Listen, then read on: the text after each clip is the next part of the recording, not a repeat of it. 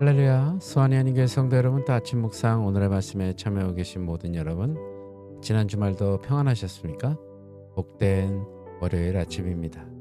오늘도 계속해서 주님께서 주시는 말씀을 통해서 하루의 삶을 승리하시는 저와 여러분이 되시길 바랍니다. 오늘 주님께서 저희들에게 주시는 본문 말씀은 민수기 25장 1절에서 18절까지의 말씀입니다. 멸망의 길과 구원의 길이라는 제목으로 여러분들과 함께 또 은혜를 나누도록 하겠습니다.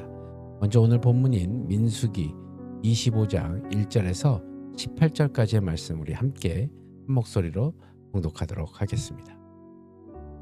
이스라엘이 시딤에 머물러 있더니 그 백성이 모압 여자들과 음행하기를 시작하니라.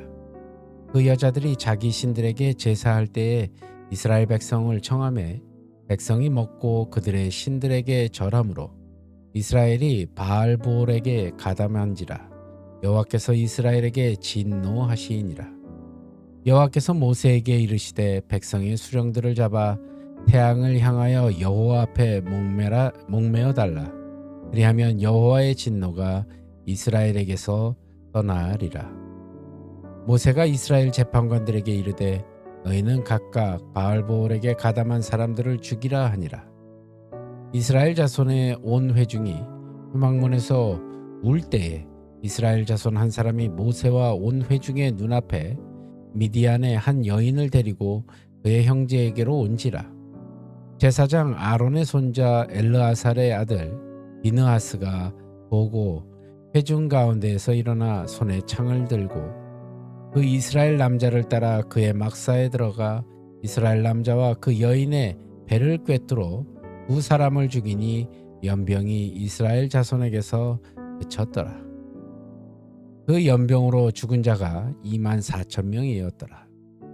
여호와께서 모세에게 말씀하여 이르시되 제사장 아론의 손자 엘르아살의 아들 비느하스가 내 질투심으로 질투하여 이스라엘 자손 중에서 내 노를 돌이켜 내 질투심으로 그들을 소멸하지 않게 하였도다. 그러므로 말하라. 내가 그에게 내 평화의 언약을 주리니 그와 그의 후손에게 영원한 제사장 직분의 언약이라. 그가 그의 하나님을 위하여 질투하여 이스라엘 자손을 속죄하였음이니라. 죽임을 당한 이스라엘 남자 곧 미디안 여인과 함께 죽임을 당한 자의 이름은 시므리니 살루의 아들이요 시므온인의 조상의 가문 중 한 지도자이며 죽임을 당한 미디안 여인의 이름은 고스비이니 수르의 딸이라. 수르는 미디안 백성 한 조상의 가문의 수령이었더라. 여호와께서 모세에게 말씀하여 이르시되 미디안인들을 대적하여 그들을 치라. 이는 그들이 속임수로 너희를 대적하되 부올의 일과 미디안 지휘관의 딸 곧 부올의 일로 연병이 일어난 날에 죽임을 당한 그들의 자매 고스비의 사건으로 너희를 유혹하였음이니라. 아멘. 여러분, 오늘 본문은 이스라엘이 이방 민족의 그 유혹에 넘어가서 타락한 모습을 적나라하게 보여주고 있습니다. 이어서 하나님의 심판과 회복이 계속해서 이어지는데 이는 출애굽 여정에서 범죄와 회복이 반복된 또 하나의 극적인 사건입니다. 그런데 이러한 일은 우리의 신앙의 여정에도 반복되죠. 바알보올 사건에서 통해서 우리의 신앙을 점검하고 다시 한번 도전받는 저와 여러분이 되시길 바랍니다.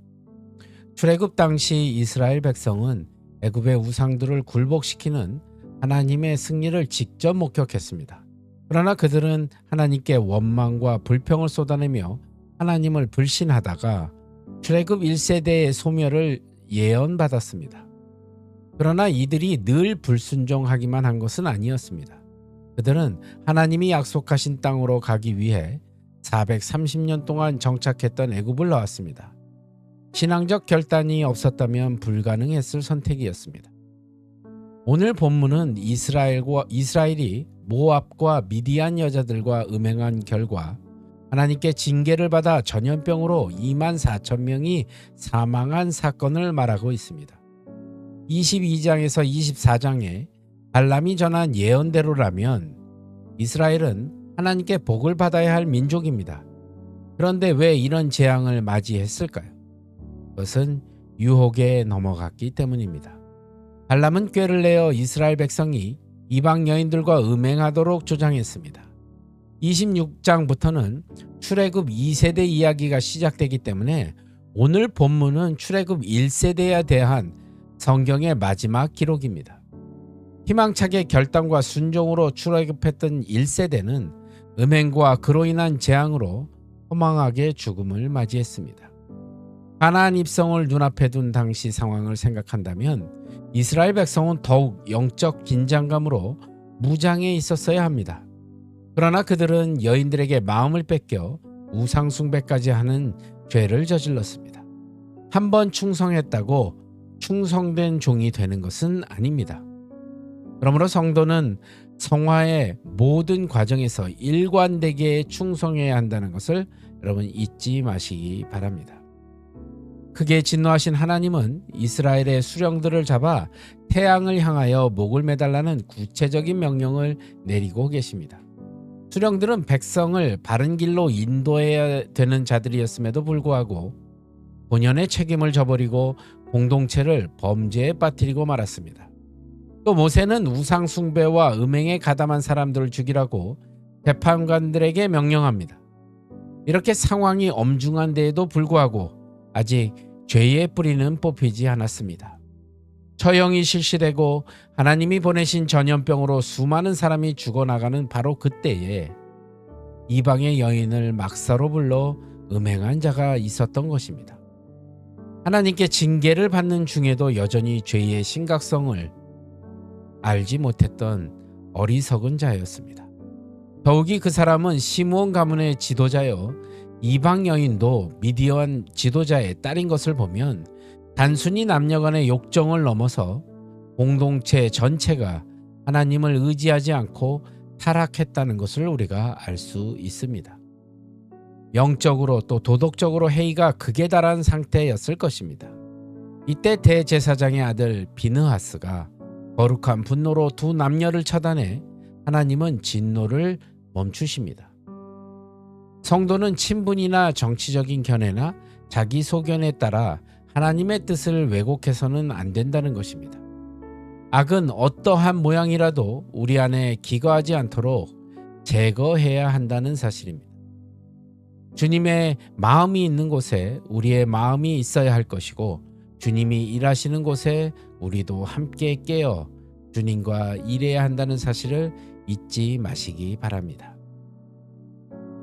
출애굽 32장에 보면 금송아지 사건 당시 이스라엘 백성은 레위 자손들에 의해 3,000명이나 죽임을 당했습니다.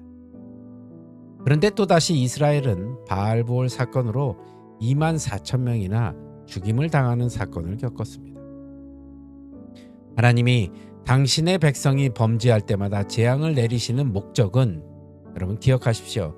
멸망이 아니라 구원입니다. 이처럼 유혹이 많은 이 시대에 여러분 더욱 깨어서 하나님을 섬기기를 간절히 소원합니다. 이것이 멸망의 길과 구원의 길을 갈 수 있는 분명한 길을 우리가 택해야 하는 이유이기도 합니다. 오늘의 삶 가운데서도 주님을 따라가는 또 주님을 섬기는 귀하고 복된 하루가 되시길 우리 주 예수 그리스도의 이름으로 간절히 축복합니다. 기도하시겠습니다. 주님, 오늘도 주님의 뜻 가운데 나아갈 수 있도록 우리를 인도하여 주시옵소서. 오늘 하루의 삶을 온전히 주님 앞에 올려드리오니 주님, 저희들을 이끌어 주시고 인도하여 주시옵소서. 모든 것 주님께 감사드리오며 나사렛 예수 그리스도를 받들어 간절히 기도드리옵나이다. 아멘. 여러분, 오늘의 삶 가운데서도 승리하시고 저는 내일 같은 시간 말씀으로 여러분들 찾아뵙도록 하겠습니다. 여러분, 오늘도 주 안에서 평안하십시오. 샬롬.